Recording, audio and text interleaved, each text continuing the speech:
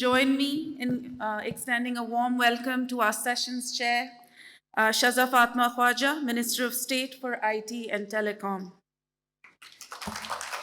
Shaza has previously served as the Special Assistant to the Prime Minister on Youth Affairs and held a seat in the National Assembly of Pakistan. During her tenure, she's played pivotal roles in various parliamentary forums and initiatives, including the Prime Minister's Youth Skills Development Program. I would like to request her to start with her address, please. Thank you very much, Bismillah Rahman Rahim. I would like to first of all apologize for being late to the forum. There's one thing that we can't help, and that's when the Prime Minister calls. So I got late with that meeting, so my apologies for reaching late. I know most of the people sitting around the table, around the panel. Hasib has been my class fellow. So it's a pleasure sitting amongst friends, and it's a complete honor to get this opportunity to speak to so it's a bed. To be, sitting amongst all of you who are actually the industry leaders, the visionary people who are the drive behind the digital movement, whether it's in Pakistan or abroad. If there are no foreigners here, is it okay if I speak in Urdu because media hai? Foreigners then? Oh, there are foreigners. Okay, fine. Sorry. So basically, if I talk about Pakistan and if I talk about government of Pakistan, I would first of all say that as the government and as the Prime Minister's vision, we are absolutely and fully committed to move towards the digital transformation that is happening across the world. We are living in a very pivotal time in history where technology is not only limited to the traditional idea of what tech used to look like, but is actually penetrating in every sphere of life, is transforming economies, is transforming governance, is transforming citizenship overall. And Pakistan, with a 230 million strong population and a 150 million strong youth population, we feel that our young people are one of our biggest assets that can help drive Pakistan on this path and take us towards a journey where Pakistan's digital transformation really manifests in its truest form. As the government of Pakistan, I would like to say that we have a two-pronged vision when we talk about information technology. The first is digitizing Pakistan in three verticals, which is governance, which is economy, and society overall.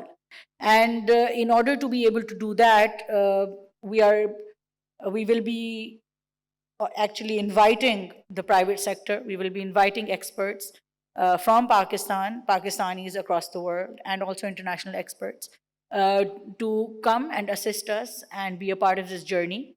We will be starting with the digitization process of the economy in the first phase.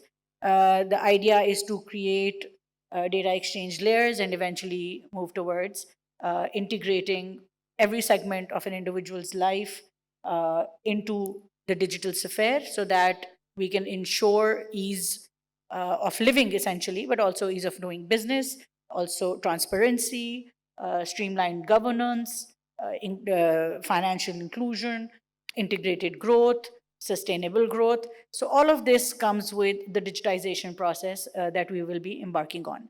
The second part of our vision is, and this trickles down directly from the Prime Minister's vision of how he wants to see Pakistan's economy and Pakistan develop, is to ensure that the government acts not as an operator, but as an enabler for the private sector. And I believe that in the past, the government has taken over most of the space, whether it's credit, whether it's large-scale contracts, whether it's private business. But the vision now is to allow the private sector to take the lead, to come in the front, and the government to act as a facilitator, whether it is policy, legislation, whether it is G2B contracts, facilitating international investment between businesses, whether it's B2B, G2B. But the idea is to really support, and especially in this particular sector, support the private sector, and likes of Asif and Jazz, Ali, and everyone who's sitting here and who really genuinely contribute to the economy of the country.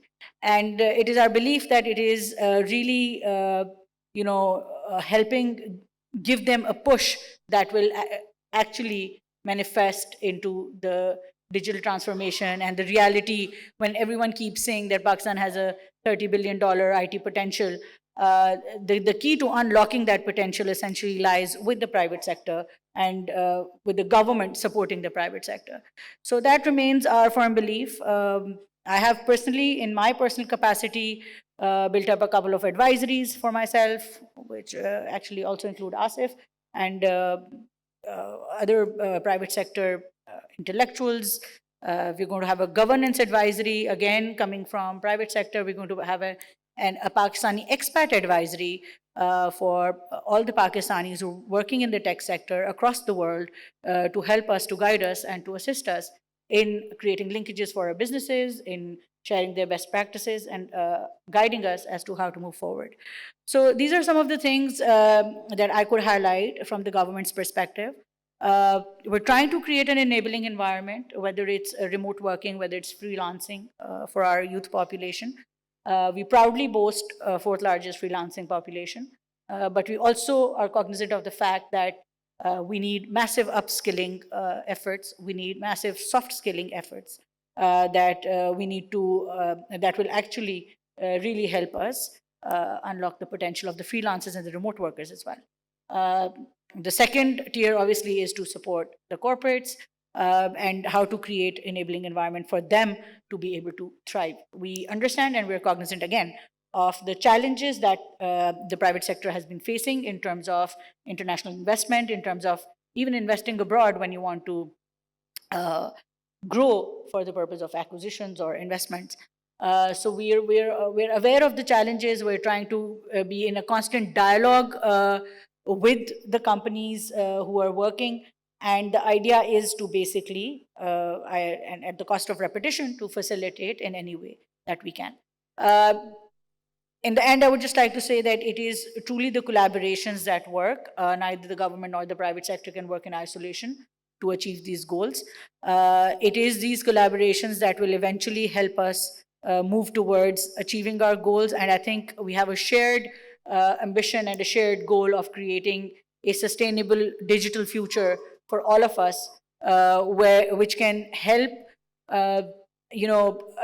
make us into a society that facilitates the average citizen. So whether it's health tech, whether it's ed tech, whether it's gov tech, any sphere that we talk about, it is eventually, even the traditional manufacturing has now automated to a level that it is not possible to grow and develop without a significant portion of technological advancement and automation.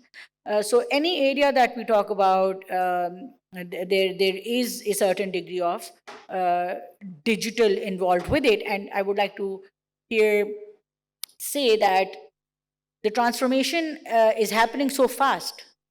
The technological landscape is developing and changing so fast that this is one of our largest challenges right now. So the time that it takes for a young person to enter into college and exit the college, the whole technological landscape has changed in that time period. So it's very difficult for the education curriculums to be up to date, for the teaching staff to be up to date. These are real challenges that we face. Can we really update our trainers at that pace? Can we really change our curriculums? Can we change our education structures at that pace? This is the kind of challenge the government faces, and that in turn, ends up in a supply side problem. So we have a few initiatives. For instance, we were trying out industry academia bridge, where we're giving space to private sector again to go into these colleges where we're having these ICT graduates. Again, we boast about the recent number that I've heard from the education ministry: 75,000 IT graduates per year. But the challenge again remains of employability. So we're trying to build this skill gap with boot camps, and we've requested, and using this platform, I would also request everyone gathered around, if your industry, if your companies are interested in hiring fresh graduates. And so what we do is that we give you a platform to enter into these universities in the 6th, 7th, or 8th semester and give boot camps according to your requirements, and then pick up the best of the lot and help them getting employed.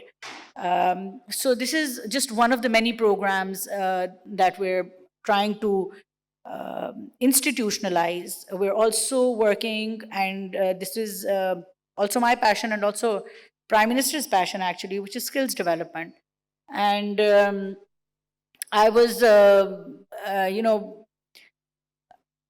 when I entered parliament, and this is back in 2013, and I was right out of college and kind of clueless.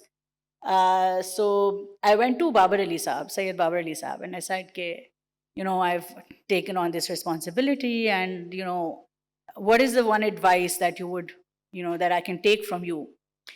And I still remember about 11 years back, he said that if there's one way you can really revolutionize the country and change its fate, is to institutionalize skills development. And skills development on the lines where, every child who goes through school has a different aptitude and a different potential. And when we try to, make them grind through the same process, we talk about equality, but we forget about equity. So what happens is that more than often, we complain about our young children, especially coming from low socioeconomic backgrounds, not passing matriculation, not passing even basic school, dropping out. There are a lot of structural problems, but one of the problems also is that we don't realize what their true potential is. The second is the stigma that has been attached to skills as opposed to traditional education. So the idea was to, again, and now that we're in the government, once again, we will try to push for a reform where everyone going through the schooling process by the grade, by grade 8th or 9th should have that option to opt for skills training. And that really requires a transformation on the skilling side as well, because we need to, it's a long debate on a different tangent, but we need to improve that side. But not to undermine the importance of degrees, but today nobody asks for a degree, right? You want to apply for Googles or the Facebooks of this world, there's no degree requirement. There's a skill requirement. And if you have that skill, you're good to go. So are we really working on changing our education patterns for this? Are we making our young people ready for this digital transformation is a question that we all need to ask ourselves. And I would also, when in your utilization of social medias and the media, asking the right question from the government is also very important, because that is what we respond to. So there's a multiple, we have to make these changes on multiple levels, and we're already about a decade too late. But we hope that embarking on this journey now, we will have all of your support. And it is, I repeat, only through collaborations that we can move forward, especially in this affair, and collaborations on all levels. And with this, I would like to thank you all, and we're always open to your input. Our ministry is always there. The office is always available. You have our emails, you have our social media accounts. So any and all input is most welcome. We're right now in the process, in a very fast process, of legislating a few things, including data protection, cybersecurity, and other such policies that will be, guiding the overall sector. So any input in that regard is also most welcome, and I'll be looking forward to hearing from you and also being in constant and frequent contact, hopefully. Thank you very much.